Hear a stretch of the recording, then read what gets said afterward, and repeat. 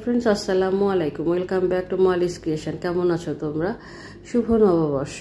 আশা করি খুব সুন্দরভাবে তোমরা এই নববর্ষ উদযাপন করলে। আমি কিন্তু খুবই অসুস্থ, আমি ঈদের দিন থেকে খুব অসুস্থ। আমার ইচ্ছা ছিল তোমাদের সাথে একটা খুব সুন্দর একটা ভিডিও শেয়ার করার, কিন্তু এত অসুস্থ হওয়ার কারণে আমি তোমাদেরকে খুব ছোট একটা ভিডিও দিয়ে নববর্ষটাকে দেখাচ্ছি। নববর্ষের দিন সকালবেলা আমি কিভাবে নাস্তা করলাম সেটাই আমি তোমাদের সাথে শেয়ার করছি। আমি আগের দিন রাত্রেবেলা ভাত রান্না করে পানিতে ভিজিয়ে রেখেছিলাম, অর্থাৎ পান্তা ভাত।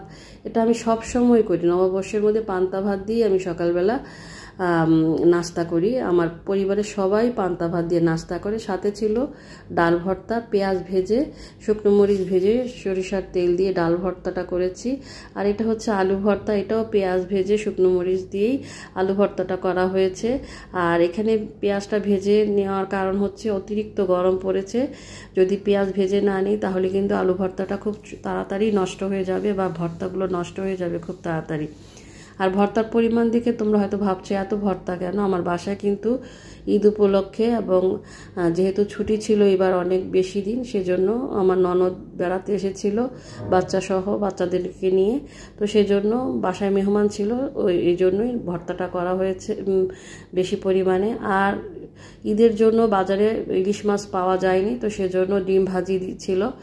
আর যেহেতু আমি দুপুরেও আয়োজন করেছিলাম, অনেক খাবারের আয়োজন করেছিলাম, কিন্তু শরীর এত পরিমাণে দুর্বল আর এত অসুস্থ ছিলাম, যার কারণে আমি আর সেগুলো ভিডিও করতে পারিনি। তোমাদের সাথে জাস্ট সকালবেলার এই নাস্তাটা দেখালাম। শুকনো মরিচ, টালা মরিচ, লবণ দিয়ে পান্তা ভাত, ডিম ভাজি, আলু ভর্তা, ডাল ভর্তা দিয়ে সকালের নাস্তাটা করেছি, অর্থাৎ নববর্ষের দিন সকালের খাবারের থালা এটাই আমার।